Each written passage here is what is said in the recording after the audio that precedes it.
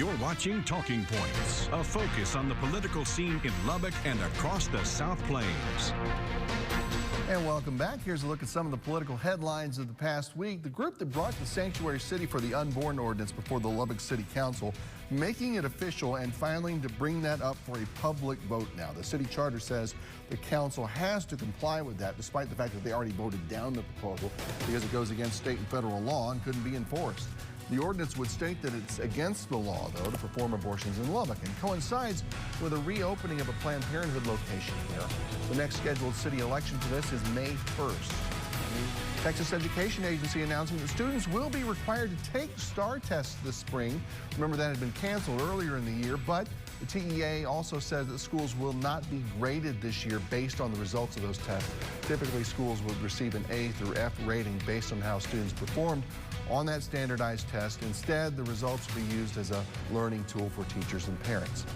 And Texas Attorney General Ken Paxton, who continues to face his own legal problems, filed a complaint in the U.S. Supreme Court claiming 4 other states used the pandemic to ignore election laws, which allowed President Trump to lose in those states.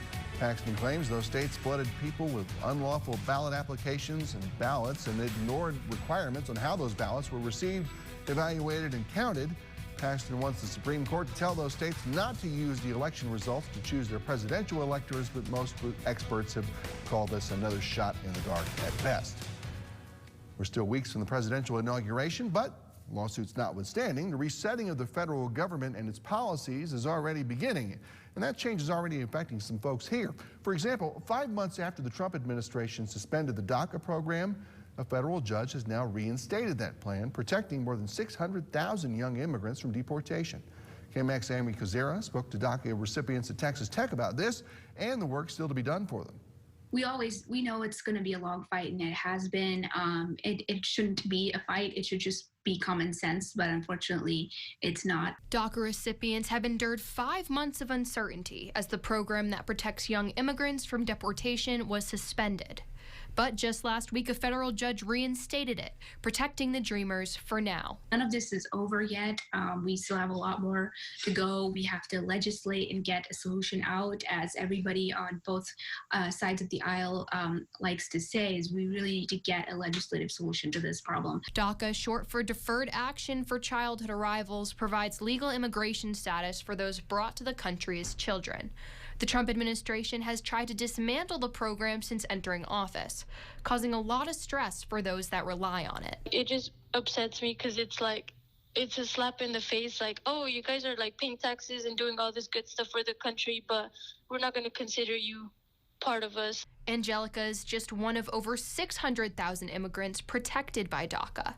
And while she's thankful for this victory, there's still a lot to be done. I wish there was a easier pathway to get citizenship, not just be in a state of like, okay, like I just have a work permit. Dreamers say they'll continue to fight for immigration reform and more solutions.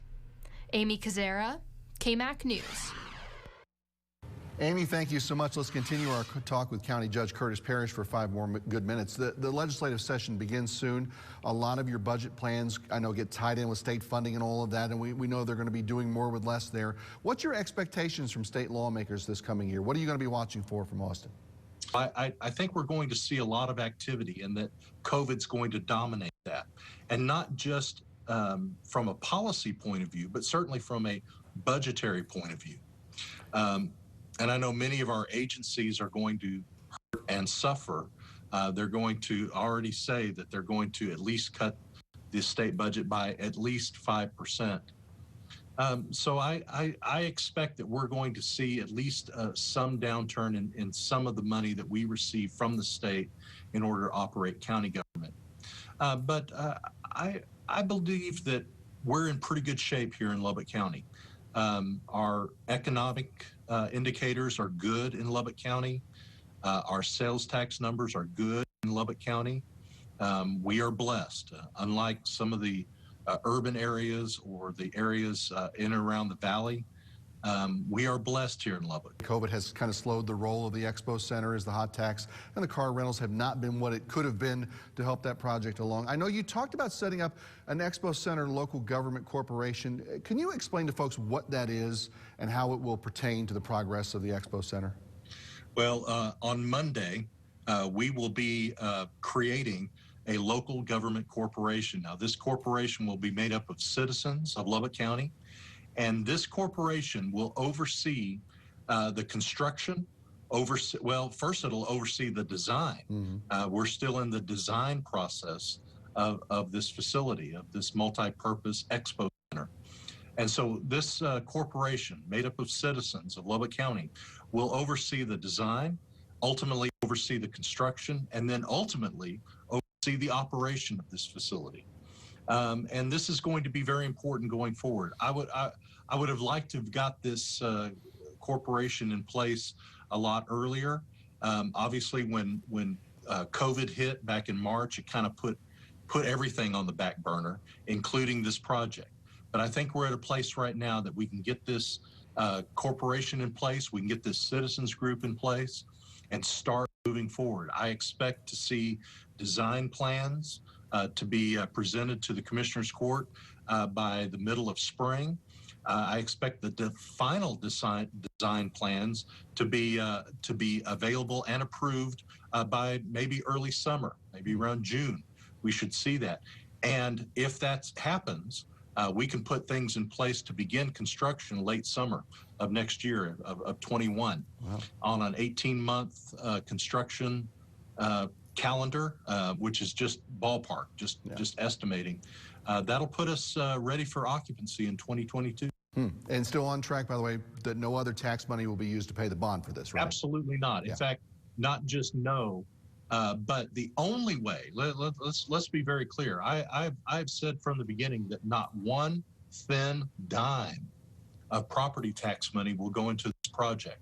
And that's just not public policy on my part. That is actually statutory.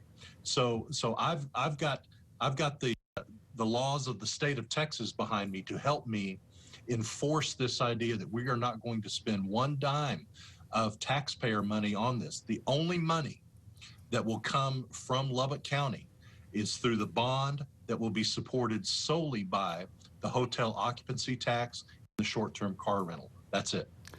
Well, I know you've done some hearings there from home and on computer virtual stuff, but a lot of folks would sure like to see jury trials resume again sometime soon. Is there any update on that from the courthouse? Any long-term plans yet? Well, our ability to do jury trials, do in-person jury trials and hearings is really dictated by the Supreme Court of Texas.